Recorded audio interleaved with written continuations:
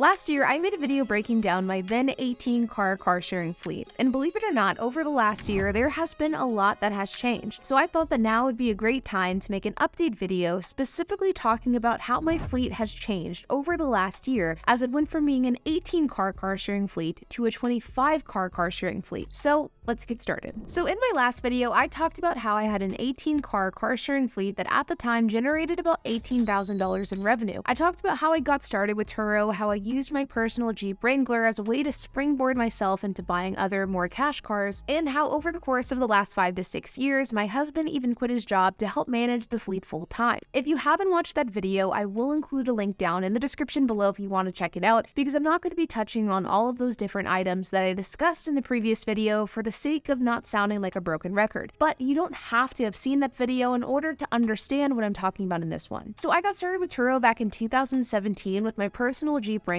and today I have 25 cars, 28 if you include my personal ones. And these vehicles include a Ford Escape, Ford Fiesta, Ford Focuses, a Ford Fusion, a Honda Civic, Honda Fit, Hyundai Elantra, 2 Hyundai Sonatas, a Hyundai Tucson, 1 Mazda 3, 2 Mazda 2s, a Mazda 5, a Mercedes C300, a Lexus ES350, 4 Toyota Yaris's, and a 2015 Ford Transit camper van. We also have my personal 1997 4Runner, my husband's 1996 Ford Ranger, and my husband's 2020 GT500. And today our fleet makes about $25,000 to $30,000 per month in revenue and makes about $15,000 to $18,000 in profit. And this fluctuates depending on what's going on with that month, but that is pretty consistently the average. And certain factors that can dictate how much we make depend on things like damage claims, how often cars are being rented out, if our van is being rented, because that makes a lot of money whenever it's well utilized, as well as the overall utilization of our fleet as well. If cars are broken, this of course results in less earnings. So since my previous video, a lot has changed with our fleet. Our camper van has been listed on the platform since October. This was a project that we had been working on since December of 2020, and it's been doing extremely well. Quite honestly, better than I anticipated. That van is 100% paid off, so our margin is quite good for that car. We also sold our RV earlier this year. This was something that we purchased in 2021. We had this RV for a little bit over a year. We ended up selling this RV for about the same price as what we purchased it for, so we're able to actually end up in the green once everything was all said and done, but we are happy to see that RV go. We also hired a part-time employee back in February to help us manage our car sharing fleet. We also began assisting in the management of an 11-unit apartment building that's used for Airbnb in downtown Dallas. We did this because it allowed for us to get our foot into our door of owning a really cool condo in the Dallas area for an incredible price. And we just recently bought our very first rental property. In fact, we purchased it this month. And this is of course in addition to YouTube, our course, the Car Sharing Masterclass, and my part-time consulting job, which I've had for many years. So there has been a lot of really good change over the last 10 to 12 months, but of course with any change there has been a lot of hurdles, a lot of pivots, and a lot of things that we've had to adjust to. And here are some of the things that have changed and how we've learned from them. So as far as the types of cars that we buy, this aspect of our business model hasn't really changed at all over the last year. I talked about in my previous video breaking down my 18-car sharing fleet that whenever I first got started with Turo, I would typically look for the cheapest cash cars that I could possibly find. As a result, it was very normal for us to buy cars that were anywhere between $2,000 to $3,000, but they were cars that needed a lot of work. Over the years, as we've gotten more money to invest into Turo, and as we have less time to invest into the business, we no longer go after these dirt cheap cars that need a ton of work. Instead, we do pay a premium price for something a little bit nicer. And by nicer, I'm talking about buying a 2013 Mazda that doesn't need any work versus a 2011 one that needs a ton of work. So while our cars are absolutely still considered to be cash economy cars, they are a little bit nicer and a little bit better overall. But they do also come at a higher price tag as a result. This type of business model is our bread and butter, and I don't expect that this will change anytime soon, if ever at all. I do think that we will continue to experiment with some cool cars here and there. For example, we are considering buying an electric car this year to put into our fleet that I will also drive part-time. HP has been wanting to buy a classic Mustang to list onto the platform. There have been some things here and there that we wanted to experiment with just for fun, but as far as the majority of our fleet goes, we are not going to be wavering from this low-end economy model just because we found that it works for us. One thing that I have been keeping a really close eye on over the last year, and truthfully over the last 7 years has been the overall Turo demand in my market and in the United States as a whole. I've been keeping a really close eye on how much each one of my individual cars makes because I want to make sure that as HP and I grow our fleet, we're not cannibalizing our own business. We want to make sure that the revenue per car doesn't go down as our fleet size goes up. Because once that begins to happen, that's potentially a bad sign, and it's a sign that we may need to slow our Turo growth. But as of right now, this hasn't been something that has been happening. In fact, in recent months, we have been extremely busy. We have had not enough cars to meet demand, and we are consistently having previous guests call us to ask us if we have cars available, and oftentimes we don't because all of our cars are booked out. I get asked all the time if Turo is a side hustle that's still worth pursuing in 2023, and the truth is, based off of what I know about the Turo platform and what I've observed not only in my market, but in markets throughout the entire country, Turo is absolutely still worth it, and there is a lot of demand out there. And I personally see this demand growing, not going down. But the thing that you should keep in mind if you're somebody that's wanting to start or grow a car sharing fleet is what type of cars does your market need and how can you fulfill that need? One of the biggest pivots that HP and I have experienced this year has been hiring an employee to help us manage the car sharing fleet. We hired a part-time employee back in February. He works for us 20 hours per week, and this has had quite the learning curve because of the fact that with the Turo and car sharing business, it can be really hard to gauge your day-by-day demand, and thus it's really difficult to determine when your employee should or could work. For example, HP and I may look at our Turo calendar on a Sunday, and we may see that the next day on Monday, we have 15 cars coming back and going out. That results in a pretty busy day for HP, so this would be a day that would be perfect for an employee to step in and help us. The problem though is that between the start of Sunday and the end of Sunday, you could have 50 to 60% of those people extend their trips, which means that instead of having 15 cars come back and go out on Monday, you may only have 6 or 7 cars come back and go out. This is the difference between a pretty busy day and a pretty low-key day, and as a result, if you only have 6 cars coming back or going out, you probably wouldn't want your part-time employee to work that day. This happens all the time, where we'll have our employee coming in a day, the schedule shifts and changes based off of guest activity, and then we'll have him not come in, and instead we'll have him come in another day. Truthfully, this is something we still haven't perfected, and we're fortunate that our employee is incredibly understanding and flexible. It helps that our employee is our next door neighbor, which makes his commute quite quick. But all in all, hiring an employee has been a great change for our Turo fleet, and it's allowed for HP to pivot his time in things other than cleaning and checking in cars. You see, back in 2021, whenever HP quit his dealership job to work with our business full time, that allowed me to step away from the car sharing fleet. Previously, I had spent hours every single week cleaning and checking in cars, dealing with guests, and doing all of the just day-to-day tasks of the car sharing fleet. But whenever HP quit his job, that allowed for me to focus on other things. For example, this YouTube channel, my car sharing masterclass, as well as a number of other projects. But we are now getting to the point where our fleet is becoming too big, and as a result, HP is finding himself spending all of his time cleaning and checking in cars, and we want to be able to delegate that task out so that HP can focus on other higher earning things. Over the last year, HP and I both have found ourselves working in our business rather than on our business, and as a result, we've put a large effort into focusing on delegating some of the more basic delegatable tasks out to other people. For example, cleaning and checking in cars, or even editing some of my videos, which our car sharing employee doesn't work on, but I do have an editor that's been helping me edit my videos, which has freed up a lot of my own time. So delegating tasks out has been a huge focus this year, but it has been something that has come with their own challenges. But I do think that these challenges will end up paying off in the long run. I get asked quite often, when is the best time to hire your first employee for your car sharing fleet? And to be honest, this is a really hard question to answer accurately. If HP and I didn't have any other source of income and we only managed our car sharing fleet, I feel pretty confidently that we could probably manage up to 100 cars between just the two of us. It would be really difficult and we would spend all of our time doing it, but I do think we could do it. But the thing is, neither HP or myself want to be full-time employees to our car sharing fleet. HP and I both know that we are not going to be able to be on call for our car sharing fleet and for our work 24/7 forever, and that we need to make sure to put the pieces into place to transition our car sharing fleet from being this side gig that, while lucrative, can't really run without our involvement, to a full-fledged business that can run with or without us being involved on a day-to-day basis. And while we aren't quite there yet, we are getting there, and hiring an employee was a huge step in that process. Because truthfully, we want to continue growing our fleet, and we know that we can't do that unless we take this next step. And this sort of brings us into the topic of growing your car sharing fleet. And I have found over the last 6 to 7 years that growing your Turo fleet isn't something that's linear, and the work associated with growing your fleet isn't linear either. I've talked about this a lot on my channel, but if you're somebody that has one car on Turo, that workload doesn't get multiplied by as many cars as you have. So for example, if you go from owning one car to owning 20 cars, that workload isn't just one car times 20. It's probably closer to one car times 25. 5. As your fleet grows, the amount of work that you have to do in order to maintain that fleet grows disproportionately. And it's not necessarily a bad thing, but I do think it's something to be aware of. Over the years, I've talked a lot about how starting a Turo fleet can be a semi-passive side hustle, and this is absolutely true if you're somebody that has between 0 and 15 cars. Even 0 to 20 cars can in some ways be semi-passive. But whenever you get to the point where you have 25, 30, 40 cars, this side hustle very quickly becomes not a side hustle, and it is a full-fledged business. It is still something that I technically would consider to be semi-passive because you don't have to be actively working to make money, but it absolutely does require a lot of work, and that workload can become a lot whenever you have a lot of vehicles. With 25 cars, there's just a lot of work that needs to be done, not only from cleaning the cars, but maintaining them, communicating with guests, tolls, damage claims, buying cars, administrative tasks, and once you add an employee into the mix, it makes it that much more. Truthfully, once you pass 20 to 25 cars, you're no longer operating a side hustle, you are instead operating a full-fledged part-time business, and it's a part-time business that somebody could potentially quit their 9-to-5 job for and make a really good six-figure income from. Not only that, but the cost associated with managing your fleet will go up quite a bit by the time you reach 20 to 25 cars. For example, I mentioned earlier that we added an employee to our team. Our employee gets paid an hourly basis plus a bonus based off of revenue, and this has absolutely had an impact on our financials for the business. But the way that we view it is that this short-term cost is really a long-term investment, because having a reliable, dependable employee that can help us run the fleet will allow for us to eventually increase our revenue by 50% or more over the next year. So short-term, sure, our profit is down on a per-car basis, but this will allow for us to grow our fleet even larger, and it will allow for HP to dedicate his time elsewhere that will generate even more revenue, bringing our company closer and closer to that 7-figure mark, which quite honestly just isn't possible without someone else's help. And so to go back to the question that I asked earlier, when is the best time for you to hire an employee to your fleet? I think that the answer to that question is it depends. You should hire an employee whenever you feel like you can spend your time on other more lucrative things. We hired an employee whenever we found that HP wasn't able to dedicate his time on other things because he was spending too much time cleaning cars. The answer to that question is going to depend a lot depending on your specific situation. But once you find yourself being held back because you're cleaning cars day in and day out, well, that's a good sign that you could probably use hiring an employee in order to bring you to that next level. That's exactly the mindset that we're using in our own business. And the last big change that we've made over the last year has been incorporating real estate into our business. Earlier this year, we began managing an 11-unit apartment building that's used for short-term rentals located in the Dallas area. This is something that isn't even part-time, it's just mostly done remotely. And we also purchased our first rental property, which is a 3-bed, 2.5-bath house located outside of Dallas. We are also looking to buy a couple of other houses in Ohio later this year, but that is something that isn't set in stone yet. As we begin to talk more and more about real estate on our vlog channel, I've been asked a number of times of why would we begin investing in real estate if Turo is going so well? If Turo is doing so well, why wouldn't we just continue to buy more cars? And the answer is quite simple: diversification. I've been hammering this point home since the moment I started the YouTube channel, but I have never and I will never rely 100% of my income on Turo. It's something that I'm not only not interested in, but I'm also not comfortable in it. Turo, content creation, my consulting job, any one of these income streams could potentially disappear tomorrow. I don't want to rely on one single income stream to live, because if that stream of income disappears, I would be totally screwed. And so as a result, I have a lot of different streams of income, and the majority of those could disappear in an instant and I would be fine. And well, as far as why real estate, 90% of ultra high net worth individuals either made or maintain their wealth through real estate. And that's exactly what I want to do. I'm looking at the long-term game here, and I want to be 50 to 60 years old with a 9-10 figure net worth. And truthfully, real estate's the vehicle to do that with. The way that I see it, Turo, YouTube, content creation, these are all income streams that generate me cash. And while I absolutely do have plans to continue to reinvest into those individual revenue streams by updating my camera equipment, buying new cars, investing into new revenue streams, I ultimately plan on taking a portion of my monthly profit and investing that into real estate for the long-term gains that it can provide. Using a portion of my car sharing, content creation income to invest into real estate is ultimately going to get me to where I want to be in 30 years. I not only want to make cash, but I want to be able to invest that cash as well, and real estate is a great option to do that with. But who knows, as I record this video, my rental property is still getting prepped in order to be leased, so we haven't even gotten our first tenant yet. So by the time I record an update video next year, maybe I would have hated real estate and I'll be looking to sell my house. For example, that's exactly what happened with our RV. We bought an RV to experiment with that business model. We didn't like it, so we ended up selling the RV. While I don't expect that this will happen with real estate, I am really interested to see how the next year plays out as I learn about being a landlord and how to invest into real estate properly. And while I do absolutely plan on buying more properties in the future, who knows, maybe I'll hate it and I'll want to just do Turo. But that brings you guys up to speed on the overall changes of what's been going on in my fleet over the last year. I am probably going to make another update video sooner than later, breaking out my Turo fleet specifically in much more depth and really going through the timeline of how I grew my fleet from when I started to where I am today. That will probably be coming out this summer, so make sure to stay tuned for that. If you guys are interested in learning about car sharing and starting your very own car sharing business, you can use the code OFFER100 to get $100 off the car sharing masterclass. The link is down in the description below. And like always, you guys, I hope that you enjoyed this video. If you have any questions, comments, if you have anything to add, I would love to hear it, so make sure to leave a comment down below. And while you guys are at it, make sure to hit the like button, hit the subscribe button, and hit the notification bell, and I will see you guys in the next video.